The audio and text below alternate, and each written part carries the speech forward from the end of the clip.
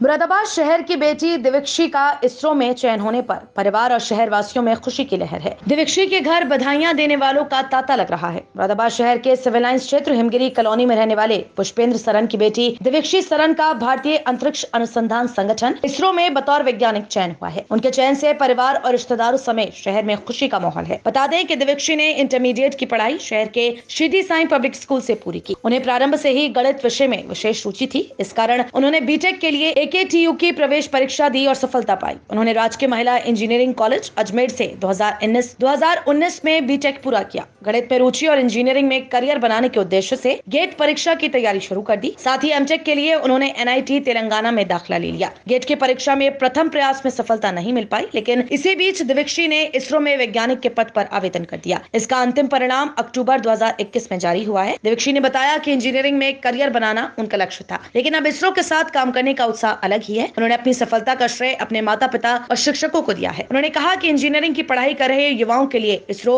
और अन्य संगठनों में काफी मौके हैं। बस लगातार मेहनत, धैर्य और सटीक रणनीति की आवश्यकता है। फिलहाल दिव्यक्षी इसरो में अपने कार्यक्षेत्र को लेकर जानकारियां जुटाने में लगी हैं। साथ ही हैदराबाद की एक कंपनी में इंटर्नशिप भी कर रही हैं। मेरा सिलेक्शन इसरो में एज अ साइंटिस्ट इंजीनियर हुआ है। कहाँ से आपकी स्कूलिंग हुई? मैंने शिरडी साई पब्लिक स्कूल से 10th as well as 12th दोनों का पास आउट किया है। एंड फिर इंजीनियरिंग मैंने government women engineering college Ajmer Rajasthan से की है।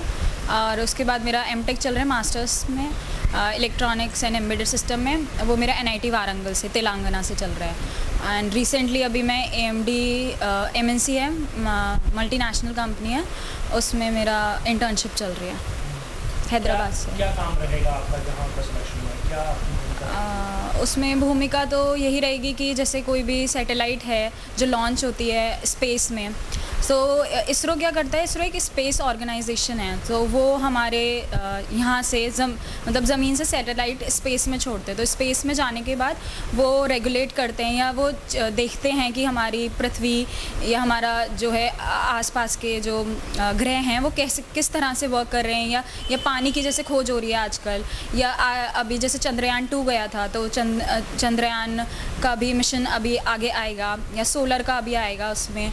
तो बस यही खोज करनी है आगे की। तो मेरा तो यही है कि अभी जो ये सैटेलाइट्स लॉन्च करने के लिए, लॉन्चिंग के लिए जो इलेक्ट्रॉनिक्स चीज़ें यूज़ होंगी, या उनकी डिज़ाइनिंग के लिए, उनके वेरिफिकेशन के लिए जो चीज़ें एज ए इंजीनियर हम कर सकते हैं, तो उनकी डिज़ाइनिंग वगैरह का चीज़ें यूज़ होंगी। यहाँ तक पहुँचने के लिए कैसा परिश्रम किया और किन लोगों का सहयोग रहा? पेरेंट्स तो सबसे पहले ऑब्वियसली सपोर्ट में रहे ही हैं। उन्होंने हमेशा जैसे प्रिपरेशन के टाइम क्या होता है, कभी कभी हम लूज़ पड़ जाते हैं, नेगेटिविटी बहुत ज़्यादा आ जाती है कि हमारे क्वेश्चंस नहीं हो रहे, सॉल्यूशंस नहीं आ रहे हमारे पास, मार्क्स नहीं आ रहे हैं, हम इतनी मेहनत कर रहे हैं, मार्क्स नहीं आ पा रहे। तो पेरेंट्स हमेशा, मॉम डैड हमेशा सपोर्ट में रहे कि ठीक है अभी नहीं आ रहे, आज नहीं आ रहे, एक दिन कल आएंगे, कल नहीं आएंगे, परसों आएंगे, एक दिन ज़रूर आएंगे, ऐसे करके। सो उनका एक बहुत ज़्यादा एक बैकबोन कहूँगी, वो हमेशा रहे हैं मेरे कि ठीक है, कहीं ना कहीं ऑब्वियसली ये लोग तो हमेशा ही सपोर्ट में रहे। लक्ष्य तो निर्धारित अभी के लिए तो यही किया है कि जो भी अब करना है इसरो में जाके बेस्ट करना है, अपना 100% देना है। और यही है कि इसरो को ऐसे एक मुकाम, ऑब्वियसली इसरो का बहुत बड़ा नाम है, नासा के बराबर तो नहीं कहूँगी, पर नासा के कंपैरिजन में से भी अभी, क्योंकि क्या कहते हैं, कॉस्ट वाइज अगर देखा जाए तो नासा के जो लॉन्चिंग वगैरह होती हैं वो कॉस्ट बहुत ज़्यादा होती हैं। तो अगर हम इसरो का देखेंगे तो कॉस्ट इफ़ेक्टिव ले आते हैं यहाँ के जो साइंटिस्ट हैं इंडिया के।